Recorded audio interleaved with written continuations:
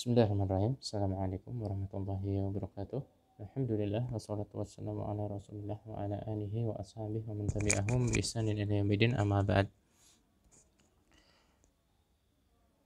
Para siswa sekalian, rahimani wa rahimakumullah, ya, kelas 8 yang semoga Allah Subhanahu wa taala memberikan kesehatan kepada kita semua, merahmati kita. Kita lanjutkan pelajaran ilmu pengetahuan sosial, IPS. Kita sampai ke pertemuan yang ke 10 harusnya ya. Masuk bab yang kedua, yaitu tentang mobilitas sosial bagian ke-3 sampai 5. Setelah kita kemarin itu tahu apa yang dimaksud mobilitas itu ya, perpindahan sosial itu apa, kan ada apa ya, kemarin kita sudah jelaskan mobilitas ada yang vertikal, ada yang horizontal ya, perubahan status sosial seseorang dari yang rendah ke tinggi maupun dari tinggi ke rendah ya. Nah, ada yang namanya saluran-saluran mobilitas sosial. Apa itu saluran-saluran mobilitas sosial? Saluran mobilitas sosial itu adalah jalur untuk mewujudkan mobilitas sosial di lingkungan, di masyarakat, di tempat kita berada. Istilahnya adalah jalan ya. Saluran ini adalah jalannya ya, agar bisa seseorang itu bisa bergerak, status sosialnya itu ada jalannya. Jalannya adalah ini yang akan kita bahas. Yang pertama adalah pendidikan ya. Tentu saja pendidikan itu salah satu jalan atau saluran bagi mobilitas vertikal ke atas. Banyak orang ya yang awalnya ya dari segi dari segi sosial dia itu orang yang fakir, orang yang miskin, akan tetapi dengan ikhtiar berupa pendidikan ini Allah Subhanahu wa taala menjadikannya orang yang kaya nanti di hasilnya ya.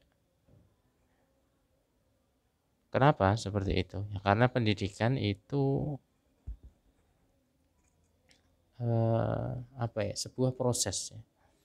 Proses dari yang awalnya tahu menjadi tidak tahu, itu kan pendidikan, dia belajar. Barangkali ya, karena ketidaktahuan di masa lalu itu menjadikan dia tidak bisa mengambil kesempatan dengan baik, dengan bagus.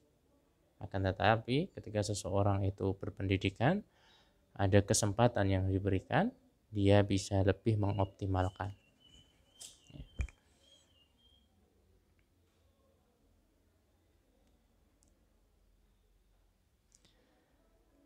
Ya, melalui pendidikan setiap orang diberi kesempatan ya untuk mendapat kedudukan yang lebih tinggi ya. Contohnya apa? Seorang anak dari keluarga miskin mengenyam sekolah sampai jenjang perguruan tinggi melalui beasiswa. Setelah lulus, ia memiliki pengetahuan dagang dan menggunakan pengetahuannya itu untuk berusaha, untuk mengembangkan usahanya. Ya, barangkali orang tuanya tidak paham apa itu social media marketing, dia paham. Bagaimana itu jualan di marketplace, tapi dia paham. Itu. Saat ia berhasil menjadi pengusaha sukses, otomatis status sosial orang tersebut akan meningkat. Yang pertama adalah pendidikan. Yang kedua adalah organisasi politik. Organisasi politik ini ya, sekalipun sebenarnya ya, sekalipun kita ikut di situ, sebenarnya politik itu juga nggak jauh-jauh dari intrik ya. Tapi yang jelas untuk status sosial, orang yang berkarir di politik dengan karir yang bagus, yang baik, tentu status sosialnya juga akan meningkat. Apalagi ketika dia bisa menjadi anggota dewan legislatif ya. Entah itu DPR pusat maupun DPR kabupaten maupun DPR daerah.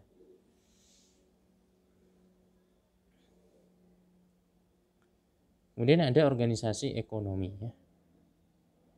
Organisasi ekonomi itu bergerak di bidang perusahaan atau jasa. Biasanya memberikan kesempatan bagi seseorang untuk mencapai mobilitas vertikal atau organisasi ekonomi. Contohnya apa? Contohnya adalah koperasi dan juga badan usaha ya. Melalui koperasi ya, ini anggota-anggota ini kan diberi kesejahteraan ya, diperjuangkan.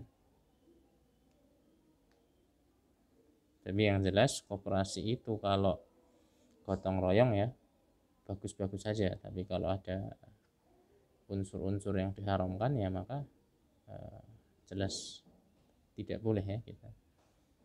Tapi tidak semua koperasi itu syar'i, tapi ada juga koperasi yang syar'i. Kemudian organisasi profesi. Contohnya apa? Contohnya PGRI, Persatuan Guru Republik Indonesia. Ya, ini menjadi wadah guru-guru di Indonesia, terutama guru-guru yang di pelosok-pelosok itu yang kesejahteraannya itu belum diperhatikan. Itu bisa menjadi wadah, menjadi tempat aspirasi ya. Dan untuk apa? Untuk meningkatkan kesejahteraan. Ada juga Himpunan Pengusaha Muda Indonesia, HIPMI. Nah, para pengusaha, mereka yang ingin mengembangkan usahanya lebih besar, dia memiliki organisasi ini ya. Di situ saling ta'awun, tolong menolong. Cari investor ya, yang punya duit dia invest ke usahanya orang yang usahanya sudah jalan dan seterusnya.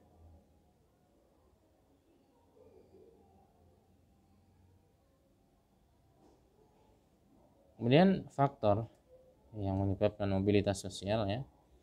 Mengapa sih terjadi mobilitas sosial? Yang menjadi pendorongnya itu apa? Itu namanya faktor. Lalu jika mobilitas sosial tidak terjadi, penghambatnya apa? Itu namanya hambatan-hambatannya. Ada beberapa faktor mobilitas sosial ya, yang menurut tim Kemendikbud tahun 2017 ini. Yang pertama faktor struktural, secara struktur ya, kelembagaan tersebut. Dan secara individunya, nah, individunya ini gimana? Orang yang akan akan naik status sosialnya ya, dia vertikal naik ketika orang ini ya dia produktif, nggak menyerah, berusaha gitu. Ini tergantung individu. Orang yang males-malesan tiap hari rebahan aja, sekolah nggak mau, ini nggak mau mencoba, nggak mau, pengennya cuman ya pokoknya males aja lah. Ya orang seperti ini tentu saja vertikalnya ke bawah nanti ya. Tergantung individu. Kemudian nomor 3 sosial. Nah kondisi lingkungannya bagaimana? Kalau kondisi lingkungannya baik ya dia nanti akan baik, kalau buruk ya buruk. Nah, baik untuk keproduktifannya ya. Kemudian ekonomi ya, tergantung ekonomi seseorang juga. Biasanya dengan ekonomi yang sedang menengah itu mobilitas sosial juga cenderung naik ya, karena kebutuhannya terpenuhi dan hal-hal krusial terpenuhi ya, seperti pendidikan dia lebih terpenuhi ya. Orang yang ekonominya lebih mapan biasanya ya pendidikan dia sampai tinggi.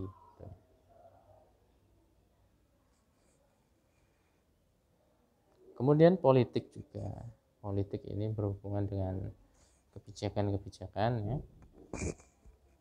Kebijakan itu memudahkan warga apa enggak? Kalau memudahkan ya otomatis warga itu lebih mudah untuk ke jalan yang sejahtera. Yang keenam adalah kemudahan akses pendidikan ya. Tentu saja seperti yang tadi pendidikan itu faktor yang dasar, yang basic dan yang penting di dalam mobilitas sosial. Seperti di gambar contoh ini ya, gambar yang kiri, anak-anak sedang belajar laptop atau bermain dengan laptop. Dulu kan nggak ada laptop ya. Tentu anak-anak orang-orang milenial zaman sekarang itu lebih pintar dari segi teknologi daripada orang dulu. Nah, ini contoh ya, ada seorang anak, dia ditemani ibunya sedang mendaftar ke CPNS ya, dan qadarullah tidak diterima, padahal ini jaraknya jauh.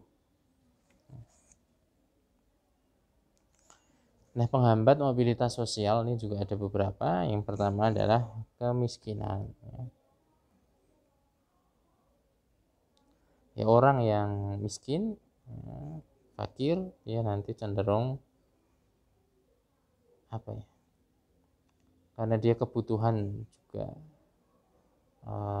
pas-pasan gitu ya, pemenuhan kebutuhan pas-pasan, kadang malah kurang, apalagi untuk memikirkan pendidikan tinggi, memikirkan yang lain-lain ya, fokus di kebutuhan hidupnya sehari-hari.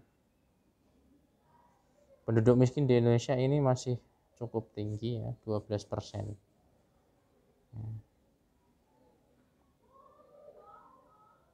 Kemudian diskriminasi. Diskriminasi adalah pembedaan perlakuan karena alasan suku, ras, agama, golongan, ya, sara ya.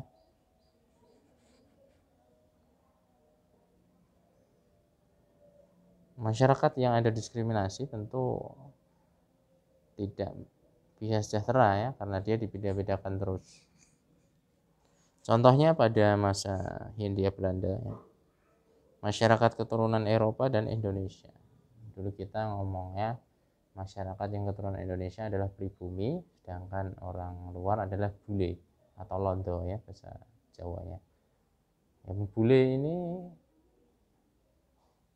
mereka cenderung tinggi status sosialnya, sehingga terjadi diskriminasi. Orang pribumi kita kan rata-rata dari pelosok, dari desa ya, belum mengerti teknologi ya, secara fisik juga kalah, dalam arti bule dia kan lebih tinggi, lebih putih, terus ya wajahnya lebih tampan gitu daripada orang-orang Indonesia yang baru di masa berkembang ya, bahkan saat itu masih sendiri-sendiri per suku ya, per daerah. Ya, dalam memperoleh pendidikan dulu ya, sekolah rakyat ya namanya, SR dulu itu, setingkat SD itu dulu namanya SR, itu beda sekolahnya pribumi sama bule, beda. Itu terjadi pembedaan, diskriminasi. Kemudian dampak atau efek mobilitas sosial ya, dampak positifnya adalah mendorong seseorang untuk lebih maju, tentu saja mempercepat tingkat perubahan sosial, kemudian meningkatkan integrasi sosial. Dampak negatifnya bisa terjadi konflik dan juga gangguan psikologisnya, tekanan.